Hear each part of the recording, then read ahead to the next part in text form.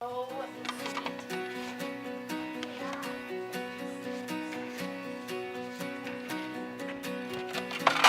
me set up the table. Just a little help could make a big difference. Who's ready to eat? Welcome to the morning routine of Veronica Manfredi of Cranston. If you're a working parent, it probably looks pretty familiar. It is crazy, but we do it. And we wake up every day. We're mothers. We do it. We keep going. It's what we do. It's natural. Breakfast is served, and by the way, it looks delicious. Then there's the lunches to pack, hair to brush, princesses to console. Thank goodness for the loving arms of Daddy, Anthony Manfredi. It's chaos, but I get them both first ready. By 7:30, out the door. Zapatos. Zapatos. The shoes are on and the favorite hat just right. And finally, the coats. Getting the kids ready for school, cleaning up the kitchen, and leaving the house on time is a challenge.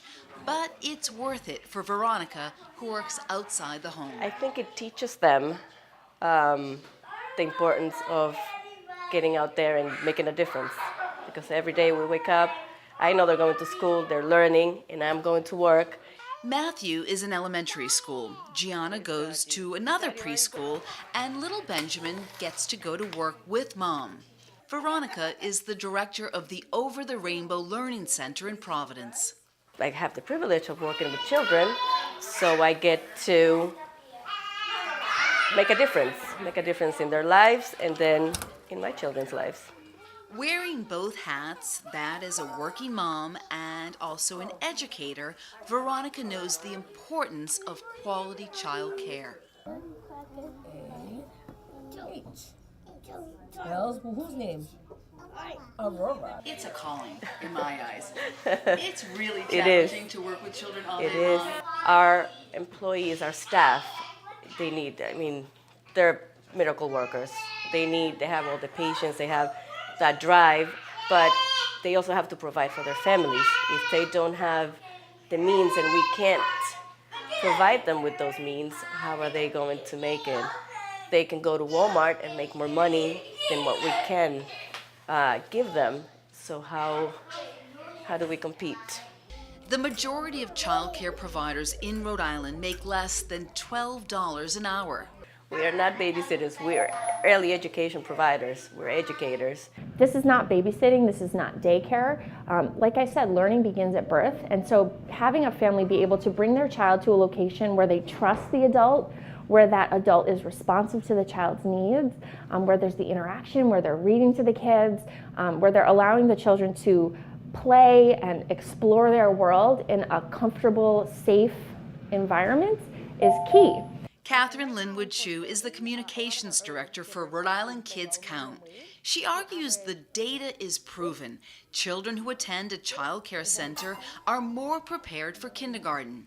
We know that the social emotional aspect of it is key. So children at a child care center, will learn to get in line. They'll learn to sort of negotiate all of the social skills and the pieces that go beyond just reading and writing. That a kindergarten teacher always will say, I know when a child has had access to high quality early education because you can tell, from the beginning, those kids are ready to learn. They, show up in kindergarten, they're ready to succeed.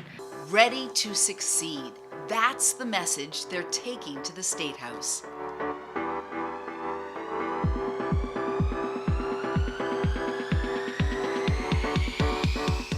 Having everybody see what high quality early childhood education. Strolling Thunder burst on the scene in front of the State House on May 1st. Dozens upon dozens of parents and their children strolled from the convention center to the magnificent marble steps. Veronica Manfredi and her crew were rolling along with them.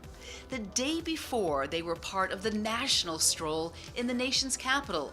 She says this hometown parade has the same energy. Everybody was so cheerful. Everybody, all the children, I can't believe how they behaved. We just all worked together. We had a nice group of people, and now here we are making some noise.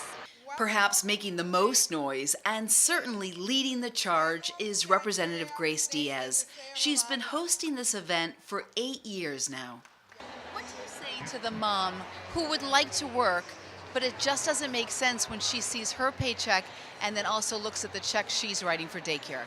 I would say that I've been there. I know how the feeling is to work and don't have enough money to cover your child care, your expenses, your children. So that is why I'm here in the State House, to be sure that a woman like me, single mother or married woman who wants to bring the kids to early quality child care, they have access to. One of these children may be our next Einstein. Or how about the person that exempts the fuel so that we can go to Mars and back in a week instead of years? Or how about that president of the United States or governor of Rhode Island? Senator Elizabeth Crowley, the co-chair of this event, said that early intervention will help kids who are struggling with learning and may even reveal the Einsteins in the class. She argues that each child, no matter their hometown or financial picture, should get equal access to great childcare. There should be no ethnic boundaries. There should be no economic boundaries. There should be no boundaries at all. These children, they don't know boundaries. They know that that's a little boy or a little girl that I like, and they know no boundaries. And we shouldn't keep any of them apart. Child care is a great investment. I see that as a financial investment because when you provide quality early education for children, you guarantee more taxes for the state. You guarantee more professionals. You guarantee less issues with youth. On this day, there is a united appreciation for the issue, with members of the General Assembly, with children and their parents playing together in the Bell area of the State House. Even some favorite characters are in sync with the message that child care is an investment in the state's future. While it might seem like all fun and games, there's actually a real lesson to be learned here for these kids today. They came to the State House, they're sharing their toys, but they're also learning how to advocate for themselves. Thank you for joining us for this Legislative Insight. I'm Margery O'Brien, and we'll see you next time.